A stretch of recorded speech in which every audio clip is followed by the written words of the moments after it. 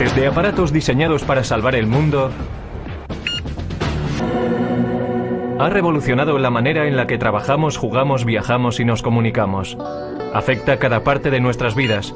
Ya ha conseguido ayudar a ganar guerras, resolver problemas aparentemente irresolubles y nos ha lanzado al espacio. La era de los ordenadores no ha hecho más que empezar. Estamos todavía en la edad de piedra. A medida en que vayamos avanzando en el siglo, no habrá una distinción clara entre la inteligencia humana y la inteligencia de la máquina.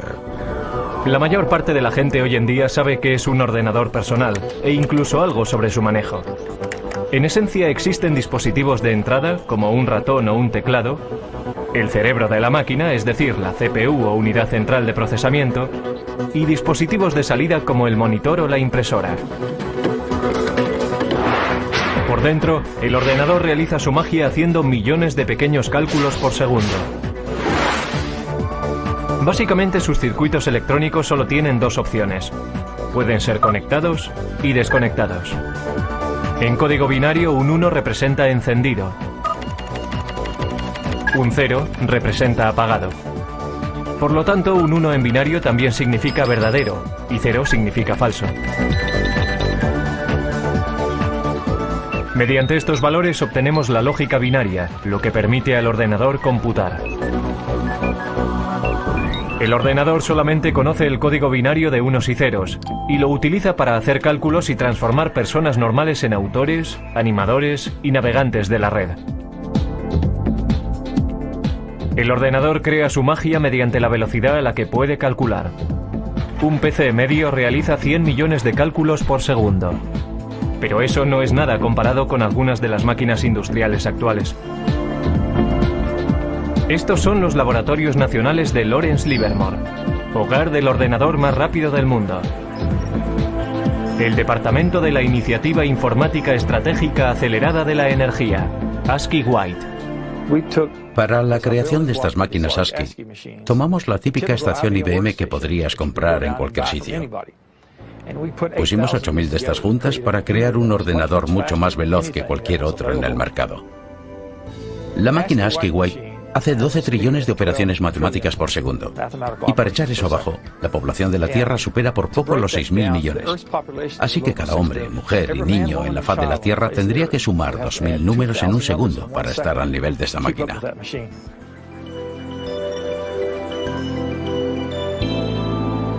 Como si fuera el guardián del silicio, el ASCII White está dedicado al servicio del país. Los laboratorios nacionales Lawrence Livermore son responsables de cerciorarse de la seguridad y la actuación de las armas nucleares de la nación. En 1992, el presidente George Bush prohibió las pruebas nucleares bajo tierra. Eso hace que sea muy difícil calcular el arsenal nuclear. Ahora los laboratorios han decidido emplear superordenadores para hacer las simulaciones y determinar la integridad de las armas que van cogiendo tiempo. Si se piensa en un arma nuclear y todos sus componentes, se empieza a comprender qué difícil es el proceso. Tenemos que ser capaces de simular cada una de las partes, la física que tiene lugar dentro de ellas. Estos simulacros son tan complicados que incluso a un ritmo de 12 trillones de cálculos por segundo llevarían semanas completar una prueba. El ordenador también tiene el poder de modelar moléculas. Esto ayuda a los científicos a diseñar experimentos antes de ir al laboratorio y entender cómo podrán ser los resultados. La manera más efectiva de obtener información del ordenador a la mente humana es mediante muestras visuales. Un enorme número de vídeos expositores de alta resolución convierte el infinito número de unos y ceros del ordenador en un increíble tapiz pixelado. Necesitamos ver el contexto, ser capaces de entender cómo encaja todo y después utilizamos esta simulación en una escala muy fina, en un bloque, un elemento para nuestras simulaciones más grandes que cubren un mayor volumen de espacio o un sistema mucho más grande. Sin estas paredes no seríamos capaces de entender este simulacro. Paradójicamente, mientras la tecnología va haciéndose más pequeña, los superordenadores como el White siguen ocupando todavía un gran espacio y una atención especial. Bien, estamos en la habitación eléctrica, que en realidad está al otro lado de la pared de la habitación del ordenador. Un ordenador de este tamaño necesita mucho material de apoyo. El ordenador ahora requiere aproximadamente 1,3 megavatios, eso es más o menos unas 1300 ohms. Requiere manipuladores de aire y refrigeradores. 3 refrigeradores de 675 toneladas impiden que el White se sobrecaliente haciendo circular agua fría a través de tuberías bajo el suelo. La máquina representa el esfuerzo coordinado de cientos de brillantes cerebros. Pero con la máquina ASCII podemos rastrear su origen hasta un hombre que no estaba demasiado preocupado por la seguridad nacional, pero tenía un gran interés en el ganado. Charles Babbage fue un científico británico que inventó el salvaganado para evitar que los trenes de vapor descarrilaran chocando contra bovinos desconcertados. También se le considera por muchos el padre del ordenador. Babbage fue un científico extraordinario. Quiero decir que fue fantástico. Se adelantó 100 años a su tiempo. No se puede decir de muchas personas, pero sí se puede decir sobre Babbage. A comienzos del siglo XIX, concibió la idea de ordenadores mecánicos. Es decir, ordenadores que iban a hacer más que calcular, que iban a poder guardar información, almacenar números y volver sobre ellos cuando lo necesitaran. E iba a poder imprimir las respuestas que ofrecía.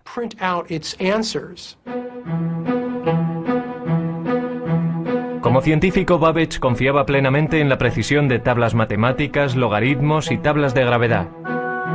Computar esos cuadros es lo que la gente conoce por ordenadores.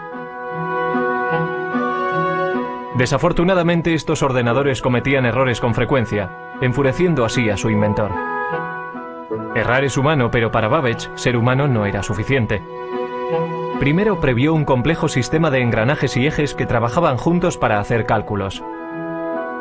Después de 10 años de trabajo, sin embargo, tiró el proyecto a la basura. Solo lo completó parcialmente para diseñar un aparato incluso más sofisticado. Una máquina que poseyera los componentes básicos de los ordenadores modernos. Las tarjetas perforadoras le proveían las entradas. Un mecanismo llamado el molino hacía los cálculos, y el almacén guardaba los nombres como memoria. Lo llamó el motor analítico. El motor analítico hacía cálculos mecánicamente.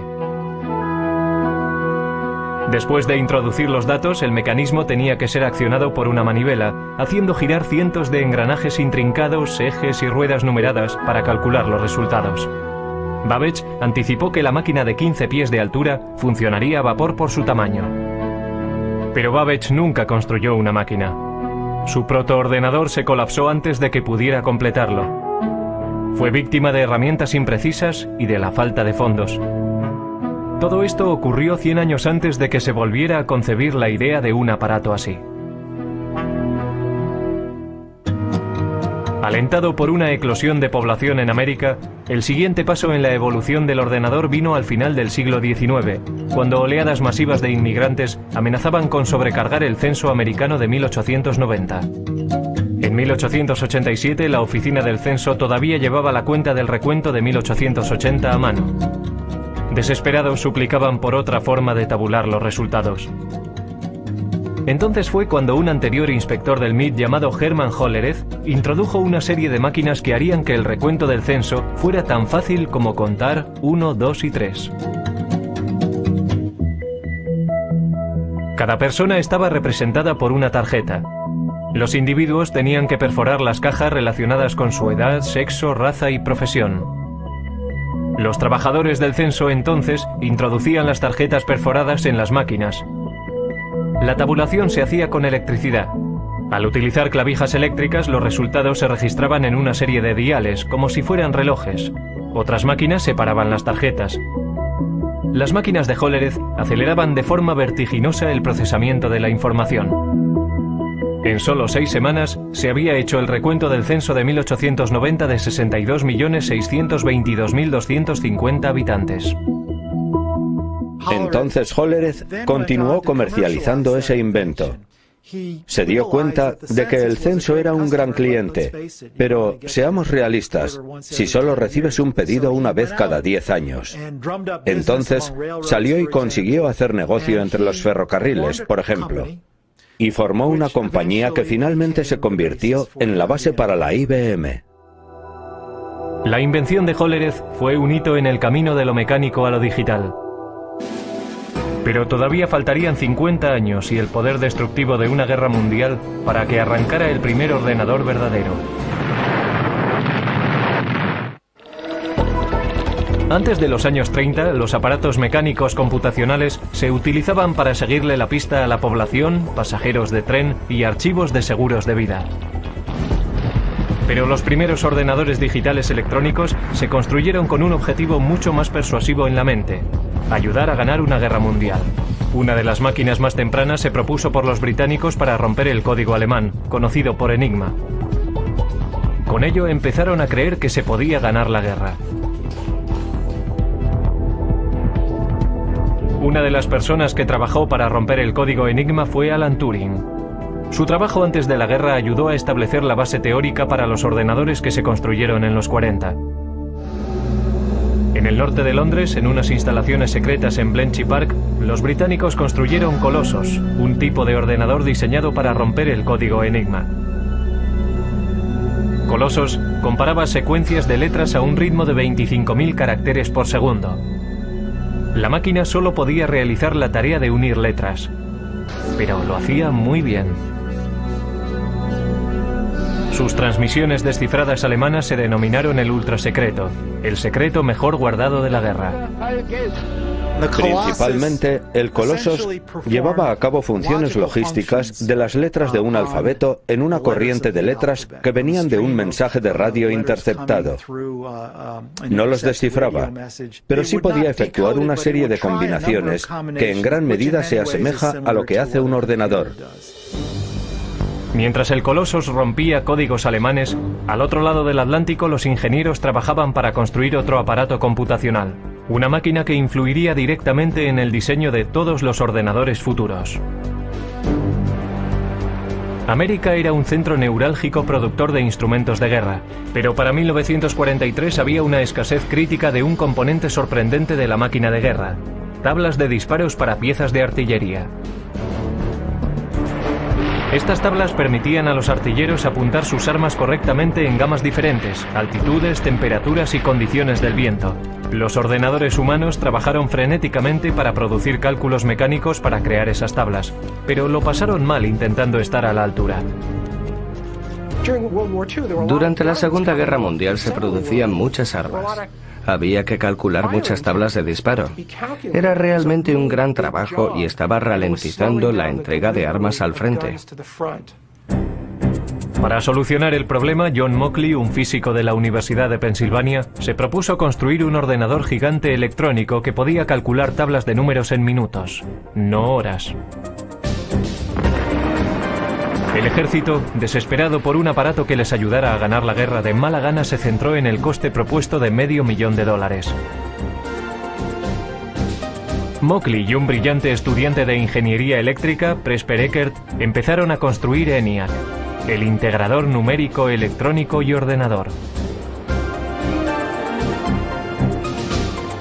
Mucho más grande que el Colossus, nunca se había concebido nada parecido a ENIAC. Casi con 100 pies de largo y 30 toneladas, contenía 70.000 resistencias, 10.000 condensadores, 6.000 interruptores y 18.000 tubos de vacío delicados.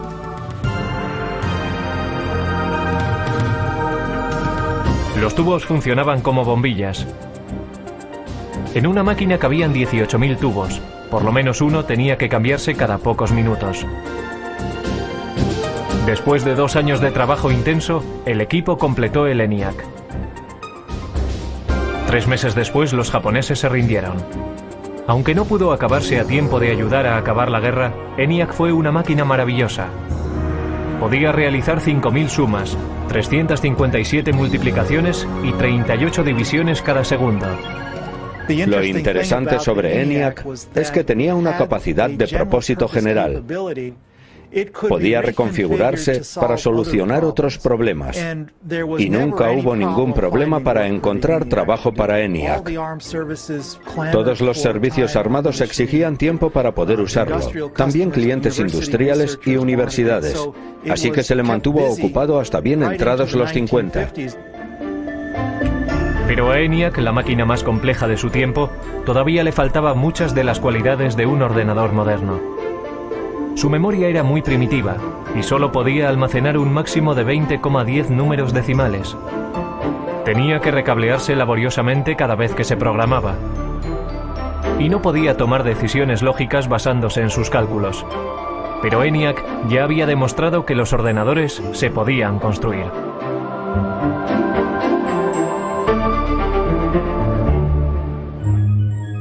Justo antes del final de la Segunda Guerra Mundial, John von Neumann, un consejero de Ecker y Mockley en el proyecto ENIAC, escribió un ensayo que iba a influir de forma definitiva en el siguiente paso del diseño de ordenadores. Von Neumann poseía una memoria fotográfica y era uno de los científicos principales enrolados en el proyecto Manhattan. El artículo de von Neumann delineaba la estructura de un ordenador moderno. El diseño comprendía una unidad de procesamiento y una unidad de control, memoria, entrada y salida, pero lo más importante en la evolución de los ordenadores tendría su capacidad de programación internamente en su memoria. Internamente contenía programas para darle al ordenador su potencia y versatilidad, porque un programa interno puede modificar lo que hace, basándose en los datos o los resultados de las computaciones. El trabajo de von Neumann proponía una máquina que realmente poseyera una capacidad general de propósito. En su trabajo describió los atributos del ordenador, cómo tenía que organizarse de forma lógica. Esto es, necesitaba tener un procesador central donde los cálculos se pudieran llevar a cabo. Necesitaba una memoria donde los datos de programación pudieran ser almacenados. Y necesitaba tener una unidad de salida y una unidad de entrada de algún tipo. Trazó el plan lógico, el mapa para un ordenador, y señaló la dirección que había que tomar para el futuro. La idea para almacenar programas internamente era la última llave para desarrollar el verdadero ordenador con un propósito general. Pero si fue o no la idea de von Neumann es algo que se ha debatido con vehemencia recientemente. Ecker y Mockley, que habían trabajado con von Neumann, dijeron que habían formulado programas internos como parte rutinaria de su trabajo al construir ENIAC. Sin embargo, Ecker y Mockley no fueron incluidos como autores en el artículo y se sintieron traicionados. Pero al darse cuenta de que el ordenador encontraría un lugar en el mundo de los negocios, Ecker y Mockley formaron su propia compañía. Empezaron a trabajar en una máquina que llamaron UNIVAC, Ordenador Universal Automático. A diferencia de sus predecesores, UNIVAC era una máquina amable, diseñada para solucionar problemas científicos o militares. Podía diseñarse para satisfacer varios propósitos. El UNIVAC también constituía el primer ordenador en poder fabricarse en masa y venderse comercialmente.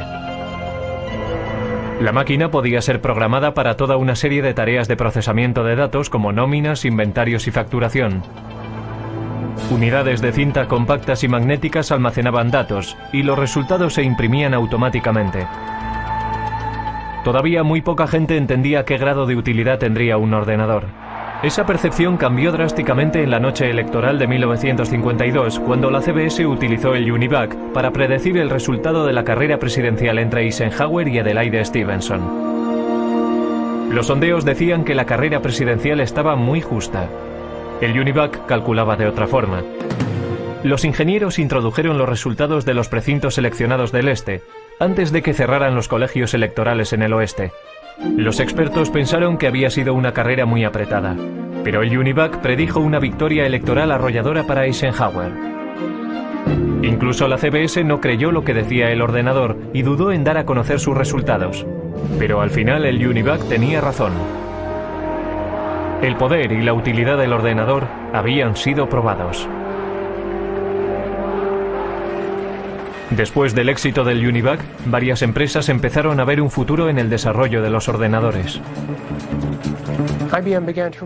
IBM empezó a darse cuenta de que los ordenadores serían cada vez más pequeños, más baratos y más fáciles de manejar, y que habría un lugar en los negocios para estas máquinas que, desde luego, a la larga, sustituirían a la tecnología de las tarjetas perforadoras. Para comienzos de la década de los 60, IBM dominaba el gran mercado de los ordenadores. Los negocios empezaban a depender de los ordenadores. Las máquinas se iban haciendo cada vez más pequeñas, gracias al cambio de tecnología de tubo a los transistores, a la tecnología de los transistores. Y la carrera hacia la Luna iba a hacer que los ordenadores fueran aún más pequeños. En 1961, Norteamérica iba a la zaga de Rusia en la carrera por el espacio. En el incesante intento de ganar a los rusos, el objetivo de la NASA era que el hombre llegara a la Luna. No iba a resultar fácil. Cuando comencé a trabajar en la NASA en 1962, el primer día me dieron una regla de cálculo de 20 inch. Nuestros cálculos se hacían principalmente en calculadora de bolsillo. Teníamos un número de personas a las que asignábamos nuestras hojas de datos, y su trabajo consistía en trabajar con sus pequeños cálculos. Pero los astronautas no podían confiar en reglas o calculadoras de bolsillo en el espacio. La misión requería un ordenador guía sofisticado. A principios de la década de los 60, sin embargo, una máquina tan potente como la que necesitaban ocupaba toda una habitación. La NASA intentó reducir el tamaño del problema. Afortunadamente, el primer gran avance en el camino a la miniaturización ya había tenido lugar. En 1947, 3 científicos en los laboratorios Bell inventaron el transistor. Un transistor ejecutaba la misma función de encendido y apagado que los tubos de vacío, pero era mucho más pequeño y más fiable. Los transistores se hacían con silicio y cable diminuto. El silicio es un semiconductor. Si se aplica un voltaje pequeño, se comportará como conductor, permitiendo que pase una corriente entre los cables. Si no hay voltaje, actuará más como un aislante bloqueando la corriente. Esta característica del silicio es lo que permitió a los transistores hablar el lenguaje binario de los ordenadores. Y harían del silicio la base para la industria de estos. El siguiente paso en la miniaturización tuvo lugar en 1959, cuando Robert Noyce y Jack Kilby, ingenieros para fabricantes rivales de transistores, llegaron a los mismos avances de forma independiente y que conducían a la misma idea revolucionaria. Toda una red de componentes electrónicos, transistores y todo incorporado en un solo chip de silicio. La gran innovación en la electrónica se llamó el circuito integrado. En 1969, 5.000 circuitos integrados componían el corazón de cada uno de 2 ordenadores idénticos. Uno en la órbita lunar y el otro en la Tierra. Para su tamaño, estos eran los ordenadores más potentes de la Tierra. Mientras Neil Armstrong daba un pequeño paseo en el polvo lunar, Ted Hoff, un ingeniero con la compañía de chips Intel, estaba dando un gran paso en el proceso hacia la miniaturización.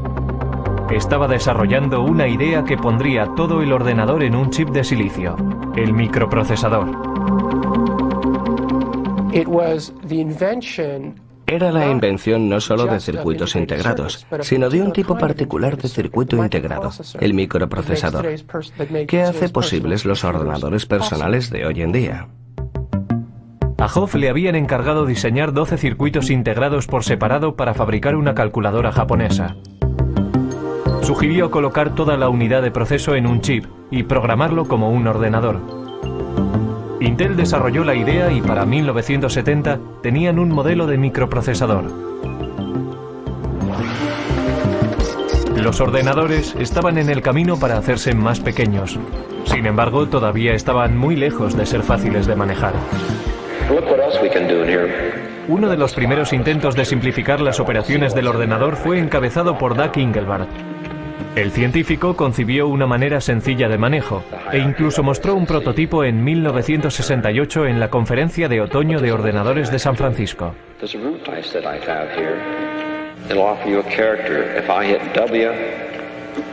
it'll say delete word. The arrow moves back and forth to give me feedback. My tracking spot changes. Soldando un teclado y un aparato para señalar que llamó ratón, Engelbart trabajaba con un ordenador a 30 millas de distancia, unido por microondas, y demostró que se podía procesar palabras en un hipertexto.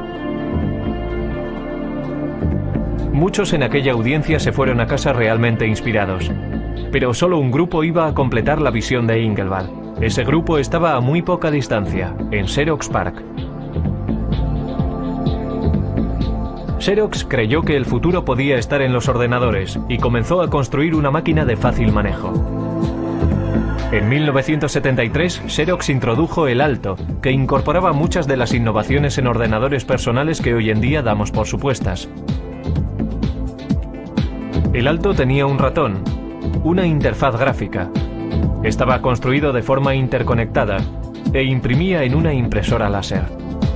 Debería haber revolucionado la industria, pero a $18.000 cada máquina.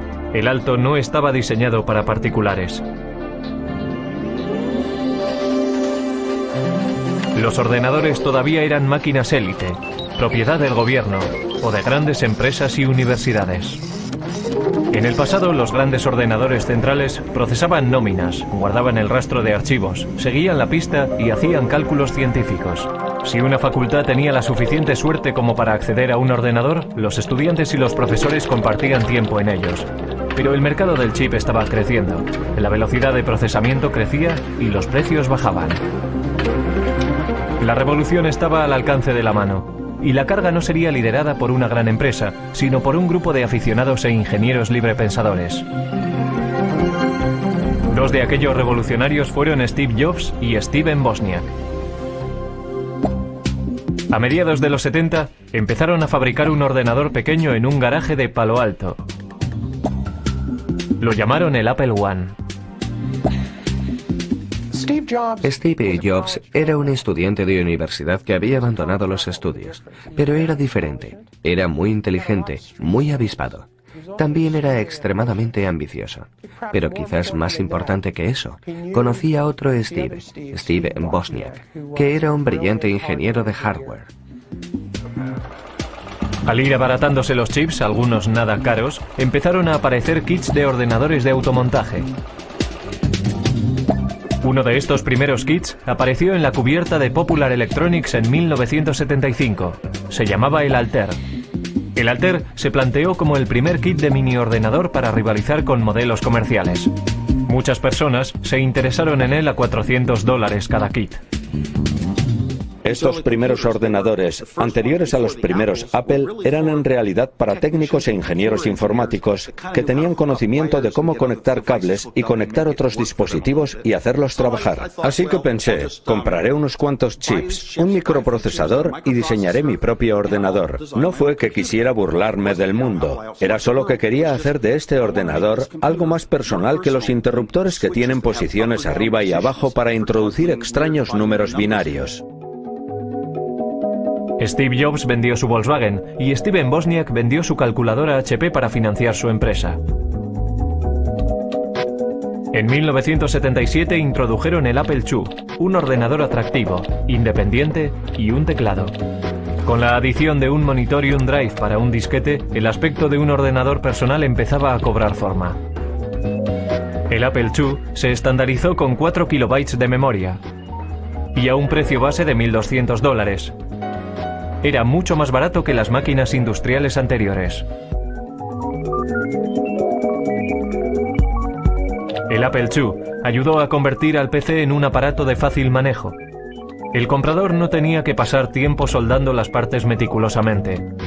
La persona podía inmediatamente empezar a programar el ordenador o comprar software desarrollado por florecientes compañías de software. Con la esperanza de quitarle una parte de la cuota de mercado, en 1981 IBM introdujo su versión de un aparato ordenador personal, conocido simplemente por PC. Las ventas continuaron creciendo a principios de los 80, pero antes de que el ordenador personal inundara todo el planeta, la máquina todavía había de simplificarse para el usuario, algo que cualquiera pudiera manejar. Los primeros ordenadores Apple, igual que los tempranos ordenadores personales, no tenían interfaces gráficas, no tenían ratones. Tenían lo que se conoce como una interfaz con línea de comandos. Esto es, uno tecleaba las instrucciones en el ordenador y las instrucciones aparecían como texto en la pantalla. Inspirados por el trabajo llevado a cabo en Xerox PARC, Apple tomó muchas de las mejores características de los ordenadores de Palo Alto, como la interfaz gráfica y el ratón, los mejoró y fabricó una máquina al alcance del bolsillo. Apple introdujo el ordenador Macintosh en 1984. Lo que hizo que el Macintosh fuera un ordenador fácil de usar era su sistema operativo y sus aplicaciones, conocido como software. El software es la lista de instrucciones que le dicen al ordenador lo que tiene que hacer, si tiene que comportarse como un tratamiento de textos o como una hoja de cálculo. Cada vez más, el software dominaba los avances que se hacían en la informática. Y Bill Gates, el joven presidente de una compañía de software llamada Microsoft, estaba allí para capitalizarse en el mercado creciente. Finalmente se convertiría en un gran nombre conocido, apostando por su visión en un vasto imperio de software y convirtiéndose en el hombre más rico del mundo. De vuelta a 1981, IBM decidió utilizar el sistema operativo de Microsoft, conocido como PC-2. Mientras iban surgiendo los primeros clones de IBM en el mercado, Microsoft era libre para vender el sistema MS-2 para también rivalizar con las compañías de ordenadores. IBM no intentó aferrarse al software y al hardware y tenerlos en dos compañías diferentes. Era genial para Microsoft. Todo el mundo podía venir y construir un ordenador Intel y Microsoft tenía el sistema operativo. Así que lo que pasó fue que entrabas en una tienda en aquellos días y marca tras marca todos los ordenadores ya eran compatibles y de pronto veías un Macintosh. La imitación es la forma más sincera del halago, pero Apple no se sintió halagada cuando Microsoft introdujo su plataforma Windows para PC. Windows imitaba, algunos dicen que robó, la interfaz gráfica, descargó menús y todo lo que Apple había popularizado. Existe la idea de que Bill Gates vino a Apple y copió el aspecto gráfico y el uso que después condujeron a Windows, porque cualquiera, una vez visto, no hay que verlo durante mucho tiempo. Bueno, ya sabes, este es el futuro, y una vez cruzas la puerta, ya no hay vuelta atrás.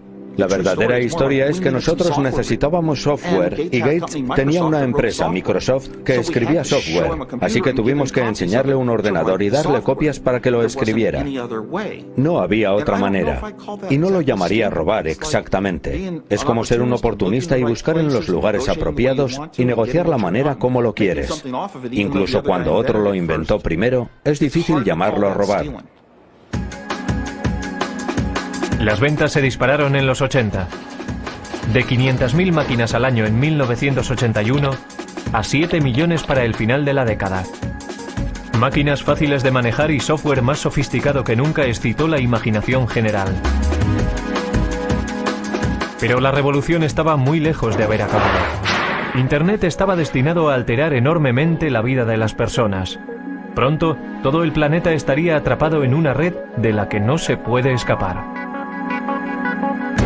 Lo siguiente, ver cómo tu casa queda conectada, la televisión, la tostadora, la cafetera y el microondas. En la década de los 90 las ventas de ordenadores se dispararon, llevadas por la red. Yo diría que Internet es más importante que los ordenadores personales, aunque necesitas un ordenador personal para utilizar Internet. Es como, ¿qué es más importante, las calles o los coches? La web nos conecta, pero no de forma tan restrictiva como antes. La tecnología sin cable nos hace móviles. Ya hay asistentes digitales y aplicaciones de la web que siguen cambiando el aspecto y el papel de los ordenadores. Los microprocesadores están en todas partes. La línea divisoria entre ordenadores, teléfonos móviles y otros productos electrónicos es muy difusa. Es el continuo empequeñecimiento de la tecnología del chip lo que está espoleando la evolución. Lo que tengo aquí es una unidad de fabricación de tecnología de silicio. Y este ejemplo concreto es una lámina de microprocesador de Pentium 3. Eso es más o menos de 8 inches de diámetro. Y tiene capacidad para 200 microprocesadores Pentium 3.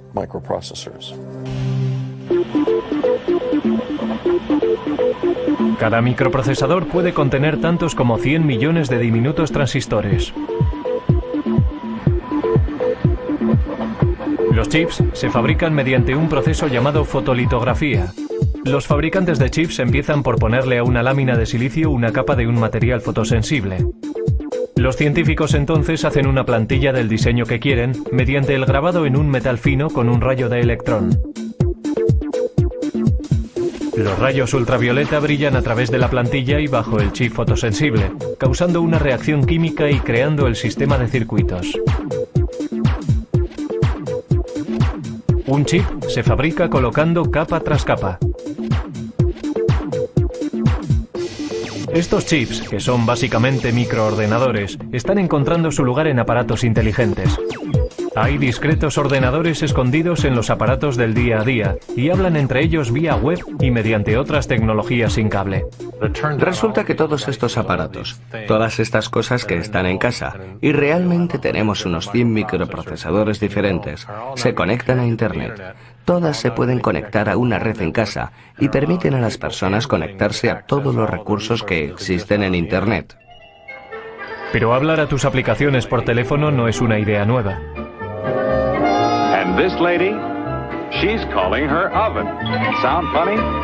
Actually, it's something that could happen in the future, thanks to a Westinghouse idea still in development that makes it possible to operate your appliances by telephone. Probablemente llama o manda un mensaje. Hoy puede que no veamos la necesidad de llamar a nuestros hornos, pero ¿no estaría bien que nuestro frigorífico hiciera la compra? Vamos a ver qué tenemos para cenar esta noche. Traigo una lista de la compra. Estos son productos que ya sé que necesito. Productos que he consumido durante la semana. Y vamos a ver qué podríamos necesitar. Así que iremos al armario a ver qué es lo que tenemos allí. Tengo la mayoría de las cosas, pero estos dos ingredientes quiero añadirlos a mi lista de la compra. Así que hago clic aquí y se añadirán a mi lista de la compra. Así que ahora lo que puedo hacer es coger mi lista de la compra y o bien la descargo a un teléfono con base web y si hago clic la lista vendrá aquí. Puedo hacer también que vaya a un PDA. O lo que puedo hacer es mandarlo a streamline.com y hacer que me lo pidan y me traigan la comida a mi casa desde aquí.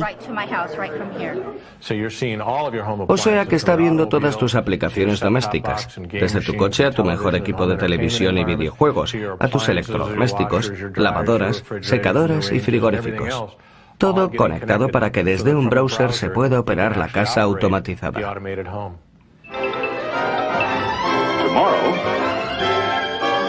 Westinghouse telephone control may allow you to feed your pets, open or close your windows, operate any of the appliances in your home, even if you're miles and miles and miles away. Si estás fuera de casa y viene alguien y toca la puerta cuando está conectada, alertará a mi teléfono. Entonces estoy fuera y desde mi teléfono puedo hacer varias cosas. Puedo llamar a mi casa, hablar con la persona, puedo descargar la imagen de quién es, puedo ver si es uno de mis hijos que se ha olvidado la llave, puedo ir más allá con mi teléfono porque puedo controlar la puerta y dejarles pasar.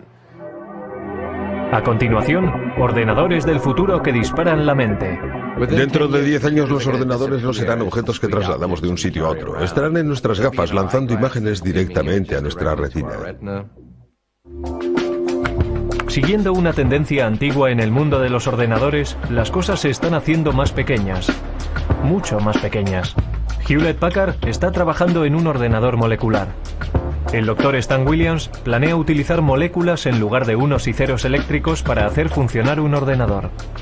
Por supuesto que un interruptor es algo que puedes encender y apagar, así que si piensas en una pared de interruptores, la gente habla del mecanismo de apretar un botón que se llama flip-flop de conmutación. La manera en que las moléculas se modifican es simplemente mediante el cambio de forma. Cuando tienen una forma están encendidas, cuando tienen otra forma están apagadas. una corriente eléctrica podría apretar el interruptor mecánico, convirtiéndolo en el mecanismo fundamental de la informática digital. Pero, ¿cómo se conecta todo? Trabajamos duramente en lo que se conoce en la comunidad científica como kits para montar uno mismo. En otras palabras, sabíamos que sería demasiado caro y muy difícil de construir cables diminutos del tamaño de moléculas usando las técnicas estándar de la litografía y el grabado. El Dr. Williams y sus asociados desarrollaron cables moleculares paralelos, cada uno de 2 átomos de lato y 8 átomos de ancho. Resulta que no planificaron ni redactaron estos cables. No les dijimos dónde tenían que ir en ningún caso. Esencialmente depositamos una pequeña cantidad de iridio en una superficie de silicio, lo calentamos y se produjo una reacción química entre los dos materiales, y el resultado de la reacción química fue una serie de cables que ven detrás de mí. El Dr. Williams previó construir ordenadores moleculares mediante la retención de moléculas individuales entre 2 juegos de cables. Con este tipo de memoria molecular podríamos construir tanta memoria en cualquier cosa del tamaño de una uña. Podríamos almacenar fácilmente toda la biblioteca del Congreso en ella. Otras investigaciones están trabajando en futuros ordenadores que puede que utilicen ADN o incluso partículas de cuanto. Con el almacenamiento masivo y el poder verdadero de la informática, la siguiente generación puede que sean ordenadores modelados según el cerebro humano. La inteligencia artificial en la ciencia y en el arte de fabricar ordenadores hace cosas que nosotros consideramos que requieren la inteligencia humana.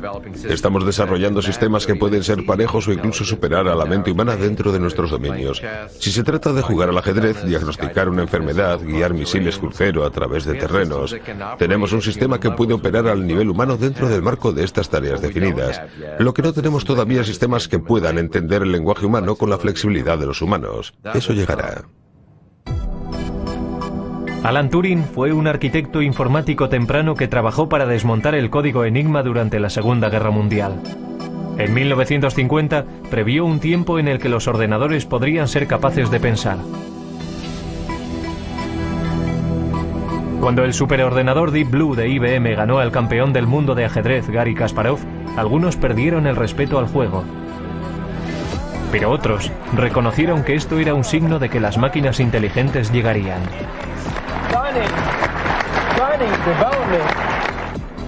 La electrónica molecular podría incluso borrar la línea entre el hombre y la máquina. Tendremos ordenadores muy pequeños y muy potentes que podrán viajar a través de nuestro sistema venoso. Tendrán el tamaño de las células de la sangre y se comunicarán sin cable con nuestras neuronas. Así que seremos capaces de agrandar nuestra capacidad de pensar, velocidad de pensamiento, aumentar la memoria humana, incrementar nuestras habilidades cognitivas y modelos de reconocimiento mediante la combinatoria de nuestra inteligencia biológica con estas nuevas formas de inteligencia no biológica. Los ordenadores capaces de pensamiento cognitivo alegran a unos y atemorizan a otros. Lo veo como algo derivado de la inteligencia humana. En muchos casos serán copias de la inteligencia humana y encarnarán nuestros valores. Quizá por eso estamos preocupados, porque sabemos que la naturaleza humana en sí misma es dual. Tenemos una parte muy creativa y también una muy destructiva, y la tecnología está multiplicando eso.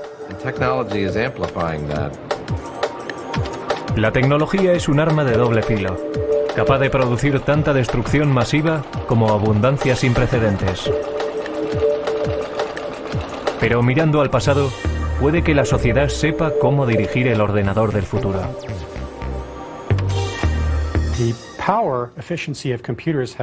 El poder eficaz de los ordenadores se ha incrementado por un factor de 100 millones en tan solo 50 años.